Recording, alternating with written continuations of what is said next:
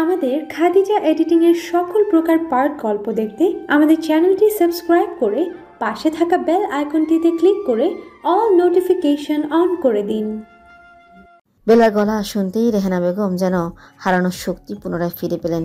একটা দীর্ঘশ্বাস ফেলে শরীরের সমস্ত শক্তি দিয়ে জোরে একটা লাথি দিলেন শরীরে দাগ বসাতে চাওয়া লোকটাকে। বেলা ঘরে ঢুকতে দৃশ্যটা দেখতে পেল, মুখটা যেন কেঁপে উঠল তার। দৌড়ে গিয়ে মায়ের হাতের বাঁধন খুলে দিল। শরীরের পোশাক অবিন্যস্ত হয়ে গিয়েছিল, তড়িঘড়ি করে সেটা ঠিক করে দিল বেলা। আনিস বেরিয়ে যাবে তখনই ওয়াহাজ দরজার চৌকাঠে এসে দাঁড়ালো। বেলা মায়ের মুখে বাঁধা কাপড় সরিয়ে দিতেই রেহানা বেগম চিৎকার দিয়ে বলে উঠলেন, ওই জানোয়ারকে যেতে দিবি না একদম। কুত্তার বাচ্চাকে আজ আমি জবাই করব। আমার শরীরে হাত, নিজের শরীরে এতদিন আগলে রেখেছি, আল্লাহ যেন অন্তত এই দিকে দোষ দিতে না পারে। আর এই জানোয়ার আমাকে ভোগ করতে এসেছিল। রেহানা বেগম রাগ নিয়ন্ত্রণ করতে না পেরে আনিসের দিকে তেড়ে যান, বলতে থাকেন, আমাকে কি সস্তা মনে হয় নাকি? বেজন্মা, তোর বউ তোরে শান্তি দিতে পারে না, অন্য মহিলার দিকে খারাপ নজর দিস। ওয়াজ এতক্ষণে সবটা বুঝে গিয়েছে, বুঝেছে বেলাও। রাগ ঘৃণায় সারা শরীর রিরি করছে তাদের। বেলা সমানে শ্বাস ফেলছে। মায়ের এই অসম্মান সহ্য করতে পারছে না সে, রাগে ফুঁসছে। রেহানা বেগম হঠাৎই চোখের নিচ থেকে হাতুড়িটা তুলে নিলেন। আনিসের চোখ বড় বড় হলো, ভয়ে বারবার শুকনো ঢোক গিলতে থাকলো। ঘর থেকে তাড়াতাড়ি করে বেরিয়ে যাবে তখনই ওয়াহাজ বলে উঠল, আমার মায়ের দিকে হাত বাড়িয়েছিস না? মেলায় আমাদের দুই ভাই বোনকে টাকা দিয়ে দেরি করতে বলেছিলি তোর নোংরা মনস্কামনা পূরণ করতে। তোর সাহস দেখে আমি অবাক হচ্ছি। আনিস শুকনো ঢোক গিলে ধমকের স্বরে বলে উঠল, রাস্তা থেকে সরে দাঁড়া। কার সাথে এভাবে কথা বলছিস জানিস? আমি আনিস মিয়া। আমাকে ভয় দেখানো এত সহজ নয়। মামা, আপনি আমার মায়ের নষ্ট করতে আইছিলেন। 10 বছর বয়সী বেলার কথা শুনে হতভম্ব হয়ে যায় আনিস। বেলার দিকে তাকিয়ে বলে, এত ছোট বয়সে এই কথা? মা, একেবারে পাকিয়ে ফেলছিস দেখতেছি। তা আমি আসার আগে আরও কেউ আইছে নাকি তোর মায়ের কাছে? তাছাড়া আমি তো একা আসিনি, তোর মা আমারে ডেকেছে তাই আইছি। তা না হলে আমার ঠান্ডা পড়েছে তোর মায়ের কাছে আসার। রেহানা বেগমের গা শিউরে উঠল, তাতে দাঁত চেপে বলল, এত বড় মিথ্যা কথা! নিজে কালি লাগাইতে আয়সা এখন কইতেছিস আমি ডাকছি। জানোয়ারের বাচ্চার কিছু কইছি? তোরে আজ কেউ বাঁচাতে পারবে না আমার হাত থেকে। মহিলা বলে কি ফেলনা লাগে আমাকে? নরম মনে হয়? কি ভাবছিস যা ইচ্ছে তাই করবি? বলবি আর মেনে নিব? আনিস চোখ রাঙিয়ে বলে উঠল, আমাকে ডেকেছিস নষ্টামি করতে? এই কথা পুরো গ্রাম জানলে কি করবি তুই? তুই কিছু করার আগেই পুরো গ্রাম তোর সাথে কি করবে সেটা চিন্তাও করে দেখ। রেহানা বেগম ভ্রু শটান বিস্তৃত করে বললেন, সর্বনাশ করতে এসেছিস তুই আমার। আমার ছেলেমেয়ে এই সময় চলে না আসলে এরপর মরা ছাড়া আমার উপায় থাকতো না। ধরা পড়েছিস তবু অপরাধ বোধ নেই। আমার ভুল হয়েছে। গেট দরজা আটকাই দিলে তোর আর এত তেজ থাকতো না। কিসের এত তেজ তোর? রূপের। এটা ছাড়া আর কি বা আছে তোর? এই রূপটাও দাম নেই। স্বামীকে আটকাইতে পারিস নি। আমার বোনের দিকে 18 বছর আগেই ঝুঁকছিল। রেহানা বেগম তাদের দাঁত চেপে আনিসের কথাবার্তা শুনে যাচ্ছে। একটা মানুষ কতটা নিকৃষ্ট হলে এমন ধারা কথাবার্তা বলতে পারে সেটাই ভাবছে। আনিস বেরিয়ে যাবে তখন ওহাজ আরও শক্তপোক্তভাবে পথ আটকে দাঁড়ায়। আনিস ধমকের স্বরে বলে উঠল, সরে দাঁড়া, যেতে দে, না হলে খারাপ হবে। ওহাজ মাথা নিচু করে বলল, কি খারাপ হবে? দুই ভাই বোনকে বের করে দিয়ে না হয় দুইজনেই ঘরের মধ্যে বেঁধে তোদের মাকে নিয়ে শোব। কাজ তো সম্পূর্ণ হইতে দিলি না।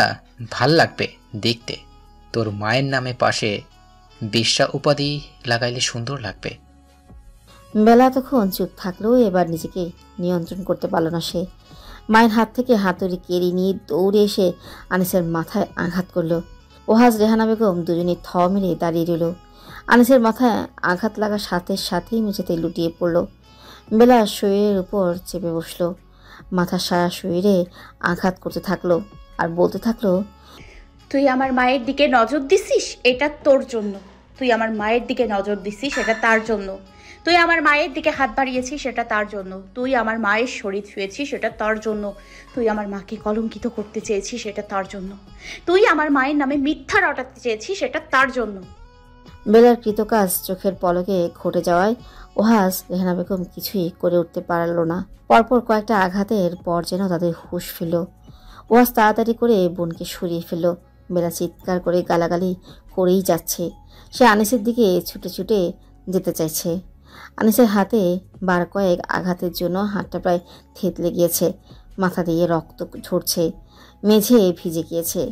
যে মেয়ে সামান্য হাতের আঙ্গুল কেটে গেলে ভয়ে সেদিকে তাকায় না, সেই মেয়ের বিধ্বংসী রূপ যেন রেহানা বেগম বিশ্বাস করতে পারছে না।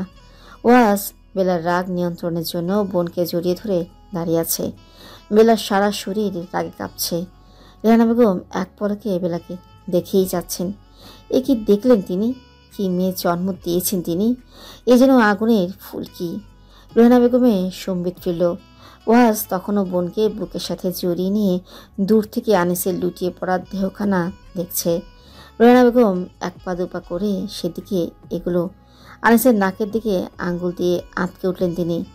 আনিস মারা গেছে, শ্বাস ফেলছে না। রেহানা বেগম অসহায় ভঙ্গিতে মেয়ের দিকে তাকালেন, বললেন, আনিস মরে গেছে, এখন কি করব? ঘরের বাইরে আজম সাহেবের গলা শোনা গেল। তিনি বেলার নাম ধরে বললেন, বেলা এসেছিস? ওয়াহাজ বাড়িতে এসেছিস তোরা? রেহানা বেগম চমকে উঠলেন, কাপা কাপা গলায় বললেন, হ্যাঁ হ্যাঁ, এসেছে ওরা। রেহানা বেগমের কথা শেষ হতেই বাড়ির পেছনে কয়েকজনের গলা শোনা গেল। 2-3 জন গেটের দিকে আসছে আর বলছে, এই এই তাড়াতাড়ি চল, কি হয়েছে দেখে আসি। চিৎকার চেঁচামেচি শোনা গেল এই বাড়িতে।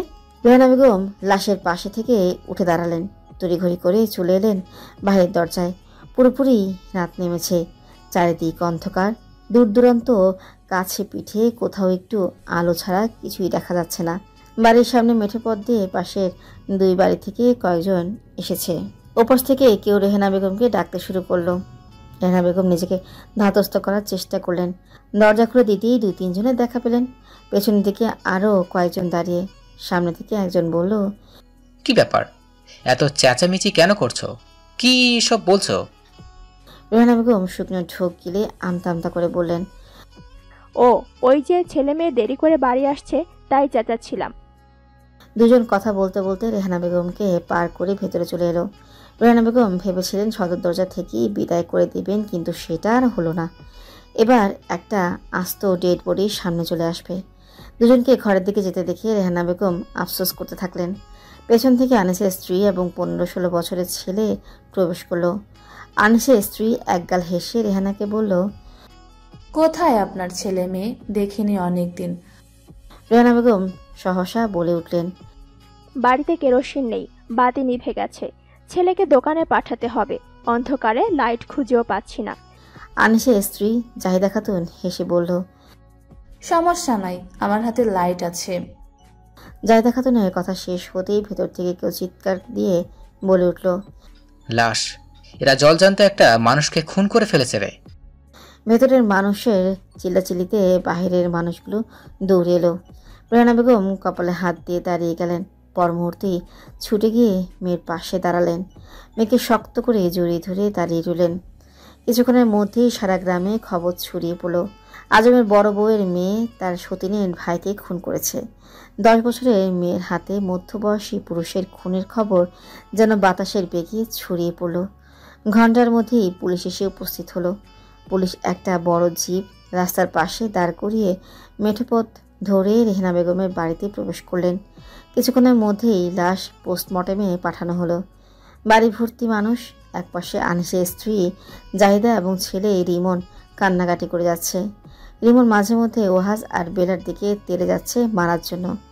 লোকজন মিলে বারবার তাকে আটকে রাখার চেষ্টা করছে। পুলিশের এক বড় অফিসার বেলাকে সামনে ডেকে পাঠালেন। লেডি কনস্টেবল গিয়ে বেলাকে নিয়ে অফিসারের সামনে উপস্থিত হলেন। অফিসার একটা সিগারেট ধরালেন, গম্ভীর গলায় শুধালেন, নাম কি তোমার? বেলা অফিসারের চোখে চোখ রেখে বলল, বেলা। অফিসার কড়া গলায় বললেন, বেলা কি? আগে বেশি কিছু নাই? বেলা নীরব কণ্ঠে বলল, না, আরেকটা নাম ওয়াজিহা। খুন করেছো? কেন? কি করেছিল ওই লোক? আমার মাকে নিয়ে বাজে বাজে কথা বলেছিল। তোমার মা কি ভালো? ভালো হইলে একজন বাজে কথা কেন বলবে? আমি যদি আপনারে নিয়ে বাজে কথা বলি তাহলে আপনি কি বাজে হয়ে যাবেন? কথা ভালো শিখেছ? বেলা কোনো কিছু বলল না, চুপচাপ মাথা নিচু করে দাঁড়িয়ে রইল। অফিসার আবারও বললেন, কিভাবে মেরেছো তাকে? বেলা এবার মাথা নিচু করলো, মাটির দিকে তাকিয়ে বলল, মাকে নিয়ে যা তা বলছিল, গালিগালাজ করছিল। আমি সহ্য করতে না পেরে হাতুড়ি দিয়ে মাথা শরীরে আঘাত করেছি। হাত থেতলে দিয়েছো কেন? তোমার মায়ের... বেলা উপর নিচ মাথা নেড়ে বলল, আমার মায়ের সাথে খারাপ ব্যবহার করেছিল। কেমন খারাপ ব্যবহার? মাকে ছুঁয়েছিল, খারাপভাবে ছুঁয়েছিল। তুমি এসব বুঝলে কি করে? বেলা মাথা তুলে অফিসারের দিকে তাকালো, একটা দীর্ঘ নিঃশ্বাস ফেলে বলল, আমার মা আমাকে স্কুলে ভর্তি হওয়ার সময় থেকে সবকিছু শিখিয়েছে। কোনটা ভালো স্পর্শ, কোনটা খারাপ, এসব সম্পর্কে আমি জানি। অফিসার উঠে দাঁড়ালেন। বেলাকে আর কিছু জিজ্ঞেস করলেন না, লেডি কনস্টেবলকে বললেন, নিয়ে এসো মেয়েটাকে। ওর শাস্তির ব্যবস্থা কতটুকুই বা হবে? পিচ্ছি একটা মেয়ে, বয়স 18 হতে এখনো অনেক দেরি, তবে এত ছোট একটা মেয়ে খুন করে ফেললো, এইটাই ভাবার বিষয়। বেলাকে নিয়ে যাওয়ার কথা বলতেই রেহানা বেগম উচ্চ শব্দে কেঁদে উঠলেন। দৌড়ে এসে মেয়েকে জড়িয়ে ধরলেন। মেয়ের মুখ মাথায় হাত বুলিয়ে কাঁদতে থাকলেন। বেলার বাবার কাছে আসতে পারছে না, ছোট স্ত্রী ভাইয়ের জন্য কাঁদছে আর বলছে, তুমি যদি ওই মেয়ের কাছে যাও, বাঁচানোর চেষ্টা করো, তাহলে তোমার একদিন না হয় আমার একদিন। ও আজ এসে মাকে বোনের থেকে ছাড়িয়ে নিল, নিজে একবার বোনকে জড়িয়ে ধরে বলল, খুব তাড়াতাড়ি আমরা আবার এক হব, চিন্তা করিস না বোন।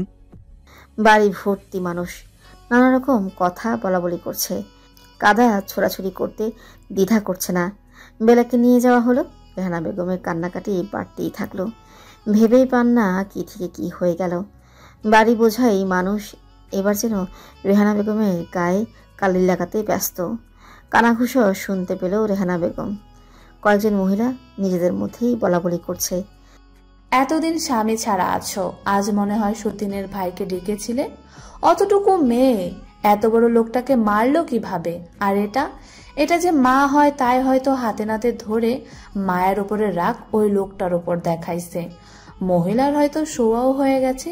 কি দিন দেখতে হচ্ছে আল্লাহ, কি দিন যে দেখাচ্ছ। মানুষ ধীরে ধীরে বেরিয়ে যায়। রেহানা বেগমের সতীন কাঁদতে কাঁদতে রাগে এটা ওটা ভেঙেও রেখে গিয়েছেন, সেগুলো ওভাবেই পড়ে রইল। বাড়িতে মানুষের ভিড় বাড়লে দোকান থেকে কেরোসিন এনেছিল। বাড়ি অন্ধকার থাকায় বাতি জ্বালিয়ে দিয়েছে সে। ও আজ ঘরেই নিজের বিছানায় গেলেও চিন্তায় সারাটা রাতে একবারও চোখের পাতা এক করতে পারেনি। বোনের সাথে সে নিজে যেতে চেয়েছিল, কিন্তু মা একা থাকবে বলে আর যাওয়া হয়নি। রেহানা বেগম দরজার চৌকাঠে বসে সারা রাত পার করেছেন, অপেক্ষা শুধু সকাল 10টার। সকাল হলেই মা ছেলে মিলে থানায় গিয়েছেন মেয়ের খোঁজ খবর নিতে। ও আজ আগেই মাকে বলেছে বেলার বয়স কম, তাই তার শাস্তি হবে না, কিছুদিন হয়তো রাখবে, তারপর পরই ছেড়ে দেবে। বেলা যেহেতু 10 বছর বয়সী, তাই তার কঠিন শাস্তি হওয়া অসম্ভব বিষয়। সকাল থেকে দুপুর পর্যন্ত দুজনকে বসিয়ে রেখেছে, কিন্তু বেলার সাথে দেখা করতে দেয়নি। থানা থেকে একজন বলেছে কেস কোর্টে উঠতে পারে, আইন উন্নত হচ্ছে, কিছু তো শাস্তি হবেই। কথাটা শোনার পর থেকে রেহানা বেগমের মনের মধ্যে খচখচ করছে। সারাটা দিন মেয়েকে এক নজর দেখতে ছেলেকে নিয়ে থানাতেই পড়ে রইলেন তিনি। বিকেলের দিকে একজন লেডি কনস্টেবল বেলাকে নিয়ে এলো। মেয়েকে দেখে আঁতকে উঠলেন। এক রাতেই মেয়ের চেহারা কি অসম্ভব মলিন হয়ে গিয়েছে। মেয়ের মুখ, সারা শরীরে হাত বুলিয়ে দিলেন তিনি, চুমুতে চুমুতে ভরিয়ে দিলেন সমস্ত মুখ, মাথা। হঠাৎ পিঠের এক জায়গায় হাত পড়তেই আহ বলে চিৎকার দিয়ে উঠল বেলা। তড়িৎ গতিতে মায়ের কাছ থেকে দূরে সরে গিয়ে জোরপূর্বক হাসল। রেহানা বেগম ভ্রু কুঁচকে মেয়ের দিকে তাকালেন, তপ্ত নিঃশ্বাস ফেলে বললেন, কি হয়েছে বেলা, সরে গেলি কেন? বেলা আবারও এগিয়ে এলো মায়ের দিকে, মলিন মুখে মৃদু হাসি ফুটিয়ে বলল, কিছু না মা, এই তো আমি। তুমি কাঁদছো কেন? দেখো আমি ঠিক আছি। বেলার স্বর পরিবর্তন হয়েছে, ভীষণ ঠান্ডা লেগে গলা ভেঙে গেলে স্বর যেমন শোনায় ঠিক সেরকম শোনাচ্ছে। পাশে থেকে ওহাস বলে উঠল, তোর গলা ভারী শোনাচ্ছে কেন বোন? বেলা ঠোঁট প্রশস্ত করলো, মাকে জড়িয়ে ধরে বলল, মাকে ছাড়া কখনো কোথাও থাকিনি তো, মাকে খুব মনে পড়ছিল, কান্না পাচ্ছিল তাই। রেহানা বেগম কাঁদতে কাঁদতে শক্ত করে মেয়েকে জড়িয়ে ধরতে বেলা কেঁপে উঠল। রেহানা বেগম এবার বেলার ফ্রকের পেছনের দিকে খেয়াল করতেই দেখলেন বোতাম খোলা, পিঠে দাগ। মুখটা কেঁপে উঠল রেহানা বেগমের, ভারী গলায় বলল, ওরা তোকে মেরেছে মা? তোর গায়ে আমি কোনোদিন হাত তুলিনি, একটা থাপ্পড় পর্যন্ত দেইনি, আর ওরা তোকে লাঠি দিয়ে মেরেছে। পাশ দিয়ে এক লেডি কনস্টেবল বলল,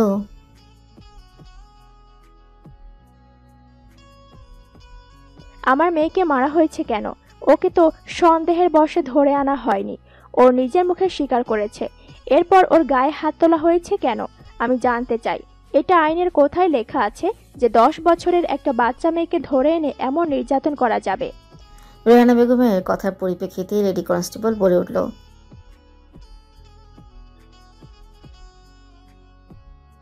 লেডি কনস্টেবল কথাগুলো বলেই নিজের কাছে চলে গেল। বেলা মায়ের দিকে অসহায় চোখে তাকিয়ে রইল, বলল, মা তুমি কাঁদছো কেন? আমাকে তো খুব ব্যথা দেয়নি। মেয়ের দিকে তাকাতেই ভেতরটা যেন দুমড়ে মুচড়ে যাচ্ছে রেহানা বেগমের। এটুকু মেয়ে তার জন্য এত কষ্ট সহ্য করছে। কষ্ট তো সহ্য করার কথা মায়ের। মা হাজারো প্রতিকূলতা সহ্য করে ছেলে মেয়ের জন্য, আর তার বেলায় হচ্ছে উল্টো। মেয়ে কিনা মায়ের জন্য এত কষ্ট সহ্য করছে। মেয়ের পিঠের দাগ, থমথমে মুখ সহ্য করতে পারছে না রেহানা বেগম। ওয়াজ টলমলে চোখে বোনের দিকে তাকিয়ে আছে। কি বলবে ও? বোন, চিন্তা করিস না, সব ঠিক হয়ে যাবে। এটা বলা আদৌ সম্ভব এই পরিস্থিতিতে? বেলা নিজেই মাকে বলল, মা আমাকে এরা আটকে রাখতে পারবে না। আমি তো তোমাকে বাঁচাতে ওটা করেছি, ওটা না করলে তোমার ক্ষতি হতো।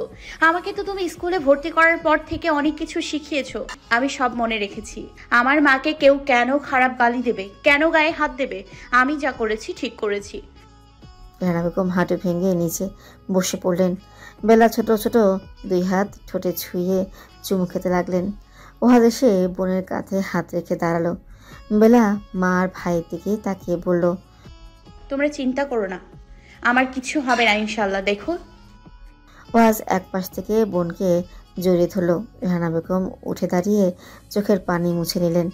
রেহানা বেগম মেয়েকে কিছু বলবেন, তখনই একজন এসে জানালো বেলার সাথে দেখা করার সময় শেষ। বেলাকে নিয়ে যাওয়ার জন্য সাথে সাথে হাত ধরে টান দিলেন একজন। বেলা অসহায় মুখে মায়ের আর ভাইয়ের দিকে তাকিয়ে রইল।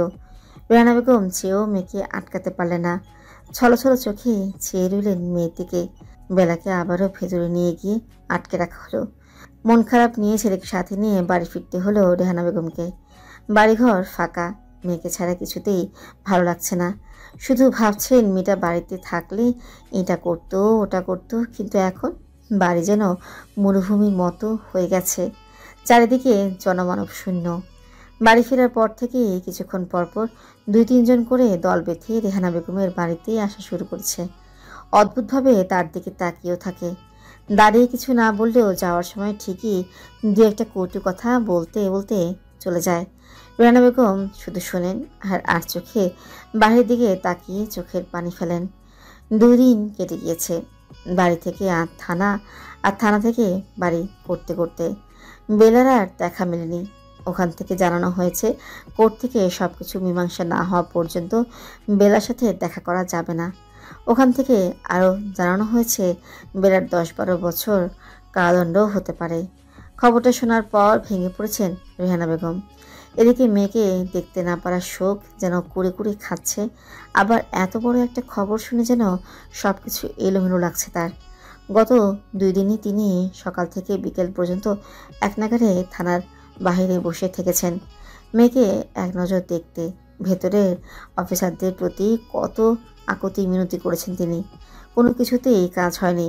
বাড়িতে শান্তি নেই। চারিদিকে মানুষের কথা, পাশের বাড়ি থেকে সতীনের চেঁচামেচি, আঘাত করা কথা। মেয়ের চিন্তা, কোনো কিছুতেই শান্তি নেই। জীবনটা যেন দুর্বিষহ হয়ে উঠেছে। শান্তিতে নিঃশ্বাসটুকু নেওয়া সম্ভব হয় না যেন। চারপাশে মানুষজন যেন পরিবেশটা আরও ভারী করে ফেলেছে। শনিবার সকালবেলা ওয়াজ বারান্দায় বসেছিল।